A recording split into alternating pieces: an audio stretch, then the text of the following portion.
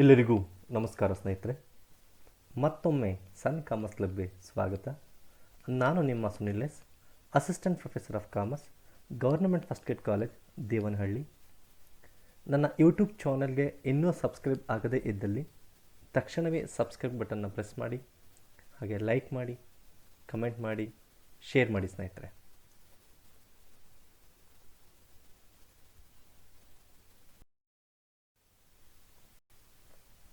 So now, in this lecture, I am going to take a common size balance sheet analysis. So in a previous lecture, we have done with the comparative balance sheet analysis. Now we will take today, that is common size balance sheet analysis. This common size, the statement analysis is also called as a vertical analysis. So it means a statement in which a balance sheet items are expressed as the ratio of each asset to total assets, and the ratio of each liability is expressed as a ratio of total liabilities is called a common size balance sheet. It means ಇಲ್ಲಿ ನಾವು ಎರಡು assumption ಮಾಡ್ತಾ ಹೋಗ್ತೀರಿ for preparing this common size balance sheet. One is the total assets or the liabilities are taken as 100%, and next thing, the individual assets are expressed as a percentage of total assets. Like for example, cash.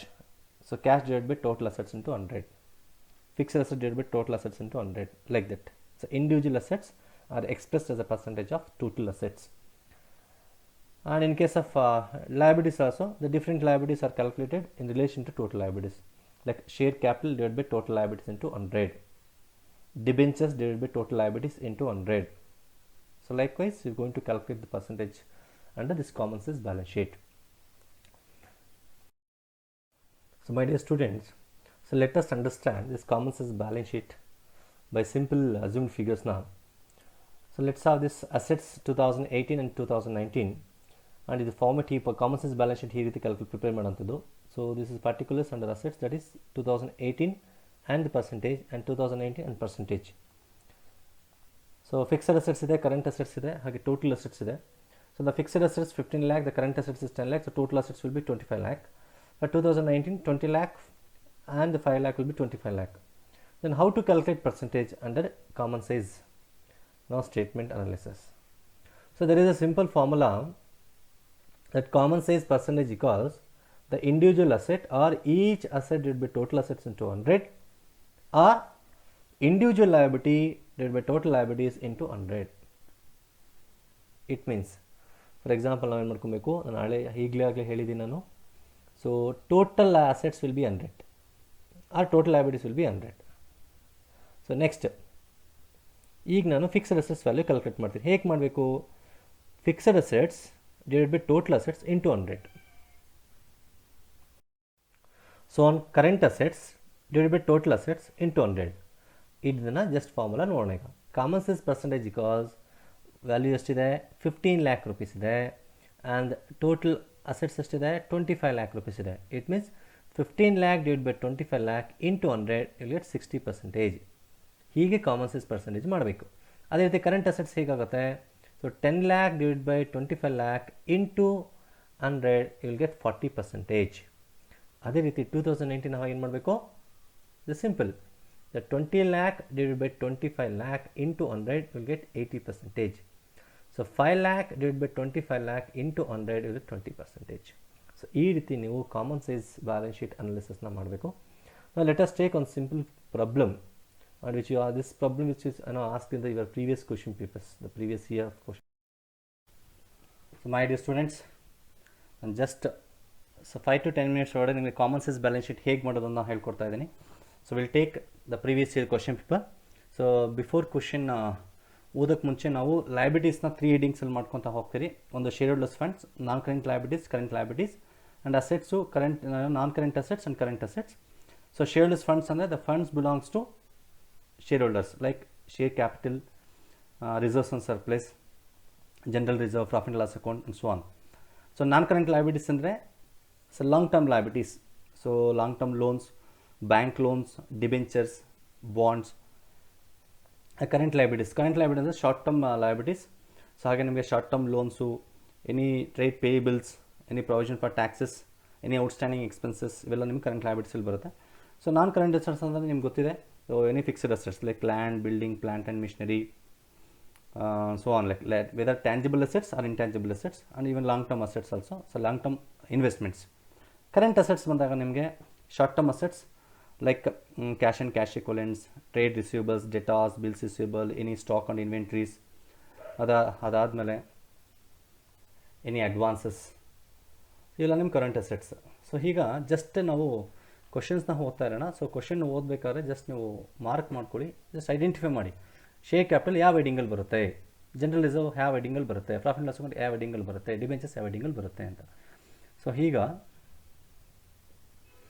Share capital shareholders ಫಂಡ್ಸಲ್ಲಿ ಬರುತ್ತೆ, general reserve shareholders funds, profit loss account shareholders funds, like ಈ ರೀತಿ ನೀವೇನು ಮಾಡ್ಕೊಬೇಕು, ಯಾವ ಹೆಡಿಂಗಲ್ಲಿ ಬರುತ್ತೆ ಅಂತ ಜಸ್ಟ್ ನೀವು ಓದಬೇಕಾದ್ರೆ ಜಸ್ಟ್ ಅನಾಲಿಸಿಸ್ ಮಾಡ್ಕೊಬೇಕು ನೀವು ಈ ರೀತಿ. ನೆಕ್ಸ್ಟ್ ಅದೇ ರೀತಿ land and building fixed assets, plant and machinery fixed assets, ಈ ರೀತಿ ಯಾವ ಅಸೆಟ್ಸು ಯಾವ ಹೆಡಿಂಗಲ್ಲಿ ಬರುತ್ತೆ ಅಂತ ಜಸ್ಟ್ ನೀವು ಮಾರ್ಕ್ ಮಾಡ್ಕೊಳ್ಳಿ, ಜಸ್ಟ್ ಅನಾಲಿಸಿಸ್ ಮಾಡಿ. So just will prepare the balance sheet. So common size balance sheet, so ಯಾವ ಕಂಪ್ನಿ ಆ್ಯಂಡ್ ಡೇಟ್, ಯಾವ ಇಯರ್ ಡೇಟಾ ಕೊಟ್ಟಿದ್ದಾನೆ, 31st March 2018 and 19. ಸೊ ಹೀಗೆ ನಾವೇನು ಮಾಡ್ಕೊಬೇಕು, ಹೆಡಿಂಗ್ಸ್ ವೈಸ್ ನಾವು ಬ್ಯಾಲೆನ್ಸ್ ಶೀಟ್ ಪ್ರಿಪೇರ್ ಮಾಡ್ತಾ ಹೋಗ್ತೀವಿ. ಶೇರ್ ಹೋಲ್ಡರ್ಸ್ ಫಂಡ್ಸ್ ಆ್ಯಂಡ್ ಅದೇ ರೀತಿ non current liabilities, current liabilities ಯಾವುದು, and next assets, non current assets ಅಥವಾ fixed assets and current assets. ಈ ರೀತಿ ಮಾಡಿ ನಾವು ಏನು ಮಾಡ್ತೀರಿ, ಬ್ಯಾಲೆನ್ಸ್ ಶೀಟ್ನ ಪ್ರಿಪೇರ್ ಮಾಡ್ತಾ ಹೋಗ್ತೀರಿ. ಸೊ ಹೀಗೆ ಫಸ್ಟ್ 2018 ಬೇಸ್ ಇಯರ್ ಡೇಟಾ ಅಥವಾ ಓಲ್ಡ್ ಇಯರ್ ಡೇಟಾ, ಅದಾದಮೇಲೆ ಪರ್ಸೆಂಟೇಜ್ನ ಕ್ಯಾಲ್ಕುಲೇಟ್ ಮಾಡ್ತೀರಿ, common size percentage. And suppose 2 years ಇದೆ, 31st March 2018 ಆ್ಯಂಡ್ ಪರ್ಸೆಂಟೇಜ್. ಹೀಗೆ ನಾವೇನು ಮಾಡ್ತೀರಿ, ಕಾಮನ್ ಸೈಜ್ ಬ್ಯಾಲೆನ್ಸ್ ಶೀಟ್ನ ಪ್ರಿಪೇರ್ ಮಾಡ್ತಾ ಹೋಗ್ತೀರಿ. ಜಸ್ಟ್ ಈಗ once you prepare the balance sheet, so balance sheet prepare ಮಾಡಾದ್ಮೇಲೆ ಏನು ಮಾಡ್ಬೇಕು ನೀವು, ಜಸ್ಟ್ ಈಗ ಪರ್ಸೆಂಟೇಜ್ನ ಕ್ಯಾಲ್ಕುಲೇಟ್ ಮಾಡಬೇಕು. ಹೇಗೆ ಪರ್ಸೆಂಟೇಜ್ ಕ್ಯಾಲ್ಕುಲೇಟ್ ಮಾಡೋದು, simple. So common size percentage equals the individual asset divided by total assets into 100. Or liabilities calculate ಮಾಡಬೇಕಾದ್ರೆ individual liability value divide by total liabilities into 100. ಅಂದರೆ ಫಾರ್ ಎಕ್ಸಾಂಪಲ್ ನೋಡಿ, ಈಗ ನಾನು assets ಏನು ಮಾಡ್ತೀನಿ, ಫಾರ್ ಎಕ್ಸಾಂಪಲ್ ಇನ್ವೆಂಟ್ರಿ ಕ್ಯಾಲ್ಕುಲೇಟ್ ಮಾಡಬೇಕು ಅಂದ್ಕೊಳ್ಳಿ, 7,000 divide by total assets into 100. Datas, so 40,000 divide by 2,98,000 into 100. ಹೀಗೆ so individual assets divide by total assets into 100.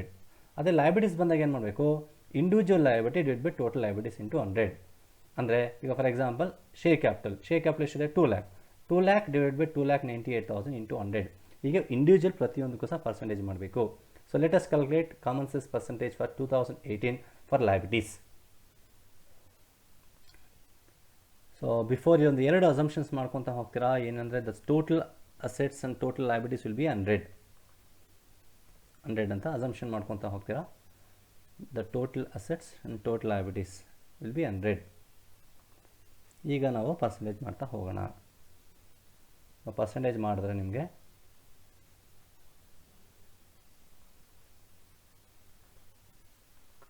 So 67.11% for share capital and 13.42, 5.36, 85.90, 6%. ಹೀಗೆ ನೀವು ಇಂಡಿವಿಜುವಲಾಗಿ ಕ್ಯಾಲ್ಕುಲೇಟ್ ಮಾಡ್ತಾ ಹೋಗ್ತೀರಾ. ಅಂದರೆ ಸೊ ಈಗ ಫಾರ್ ಎಕ್ಸಾಂಪಲ್ ಕ್ರೆಡಿಟರ್ಸ್ ನಾನು ಈಗಾಗಲೇ ಹೇಳಿದ್ದೀನಿ, 5,000 divide by 2,98,000 into 100, 1.67. 2,000 divide by 2,98,000 into 100, 0.67. ಈ ರೀತಿ ಪರ್ಸೆಂಟೇಜ್ ಮಾಡ್ತಾ ಹೋಗಬೇಕು. ಲೈಕ್ 2018 ಎಲ್ಲ ಡೇಟಾಸು ಕ್ಯಾಲ್ಕುಲೇಟ್ ಮಾಡ್ತೀವಿ. So once you completed for the first year 2018 ಆಯಿತು. ಅದೇ ರೀತಿ ಏನು ಮಾಡೋಣ, 2019 ಡೇಟಾ ತೊಗೋಣ. ಈಗ 2019 ಏನು ಮಾಡಬೇಕೀಗ, same as it is. So 2,90,000 that is share capital divided by 3,92,000 into 100. So individual liability divide by total liability into 100. So next general reserve divide by total liabilities into 100. ಈಗ ನಾವು ಪರ್ಸೆಂಟೇಜ್ ಮಾಡ್ತಾ ಹೋಗೋಣ for 2019.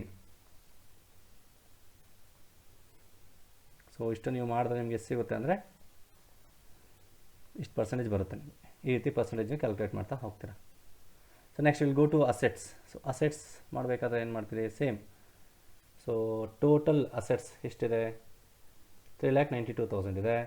So land and building divide by total assets into 100, that is 70,000 divide by 3,92,000 into 100, like so on.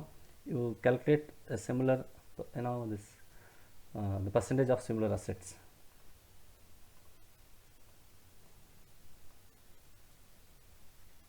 So if you calculate, you will get these percentages. So 17.85 for land and building, 25%, so ಹೀಗೆ ನೀವು percentage ಬರುತ್ತೆ. ಈ ರೀತಿ ನೀವು common sense ಪರ್ಸೆಂಟೇಜ್ನ ಮಾಡ್ಕೊಬೇಕು. ಹೇಗೆ? Just first ನೀವು ಬ್ಯಾಲೆನ್ಸ್ ಶೀಟ್ನ ಪ್ರಿಪೇರ್ ಮಾಡ್ತೀರಿ ಅಂಡರ್ ಹೆಡಿಂಗ್ಸ್ ವೈಸ್ ಪ್ರಿಪೇರ್ ಮಾಡಾದಮೇಲೆ ನೆಕ್ಸ್ಟ್ ಇಂಡಿವಿಜುವಲ್ ಇಯರ್ಗೆ ಪರ್ಸೆಂಟೇಜ್ನ ಕ್ಯಾಲ್ಕುಲೇಟ್ ಮಾಡ್ತಾ ಹೋಗ್ತೀರಾ. ಸೊ ನೆಕ್ಸ್ಟ್ ಪರ್ಸೆಂಟೇಜ್ ಕ್ಯಾಲ್ಕುಲೇಟ್ ಮಾಡಾದಮೇಲೆ ಯು ಹ್ಯಾವ್ ಟು ಇಂಟರ್ಪ್ರಿಟೇಷನ್ ಬರೀಬೇಕು. You have to write interpretation. So interpretation ಹೇಗೆ ಬರೀಬೇಕು? ಸೊ ನೀವು ಇಂಟರ್ಪ್ರಿಟೇಷನ್ ಮಾಡಬೇಕಾದ್ರೆ ಸೊ ಇಂಡಿವಿಜುವಲ್ ಹೆಡ್ಡಿಂಗ್ಸ್ ವೈಸ್ ಮಾಡಬೇಕು. ಸೊ ಶೇರ್ಲೆಸ್ ಫಂಡ್ಸು, ನೆಕ್ಸ್ಟ್ ಆದಮೇಲೆ non current liabilities, next current liabilities, ಅದೇ ರೀತಿ ನಾನ್ ಕರೆಂಟ್ ಅಸೆಟ್ಸು ಮತ್ತು ಕರೆಂಟ್ ಅಸೆಟ್ಸ್. ಈಗ ಫಾರ್ ಎಕ್ಸಾಂಪಲ್ ನಾನು 2 ಎಕ್ಸಾಂಪಲ್ಸ್ ಕೊಡ್ತಾ ಇದ್ದೀನಿ ನೋಡಿ. ಸೊ ಇಂಟರ್ಪ್ರಿಟೇಷನ್ ಅಂತ ಬರೀತೀರಾ. So after common sense statement prepare ಮಾಡಾದಮೇಲೆ so total share funds is 85.9% in 2018, but in 2019 it increased to 88.18%,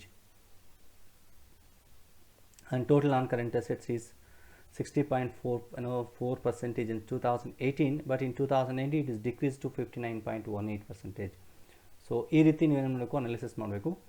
so ಈ ರೀತಿ ನೀವು ಇಂಟರ್ಪ್ರಿಟೇಷನ್ಸ್ ಬರೀಬೇಕಾಗುತ್ತೆ ಸ್ನೇಹಿತರೆ. ಸೊ ಲೈಕ್ ಹೆಡಿಂಗ್ಸ್ ವೈಸ್ ಇದನ್ನು ವರ್ಟಿಕಲ್ ಅನಾಲಿಸಿಸ್ ಅಂತ ಕರಿತೀವಿ ನಾವು. ಸೊ ವರ್ಟಿಕಲ್ ಅನಾಲಿಸಿಸ್ ಮಾಡ್ತೀರಿ. ಇದು ಇಂಟ್ರಾ ಫರ್ಮ್ ಅನಾಲಿಸಿಸ್ ಆಲ್ಸೋ, ಏನೋ ಇಂಟ್ರಾ ಫರ್ಮ್ ಅಂದರೆ ವಿತಿನ್ ದ ಫರ್ಮ್ ಅನಾಲಿಸಿಸ್ ಮಾಡ್ತಾ ಹೋಗುವಂಥದ್ದು. So I hope so the common sense balance sheet prepare ಮಾಡೋದು ಹೇಗೆ ಅಂತ ನಿಮ್ಗೆ ಗೊತ್ತಾಯಿತು. ಸೊ ನಿಮಗೇನಾದರೂ ಡೌಟ್ಸ್ ಇದೆ ಕಮೆಂಟ್ ಬಾಕ್ಸಲ್ಲಿ ಕಮೆಂಟ್ ಮಾಡಿ ಆ್ಯಂಡ್ ಶೇರ್ ಮಾಡಿ ನನ್ನ ವೀಡಿಯೋಸ್ನ. And thank you so much for watching my YouTube channel.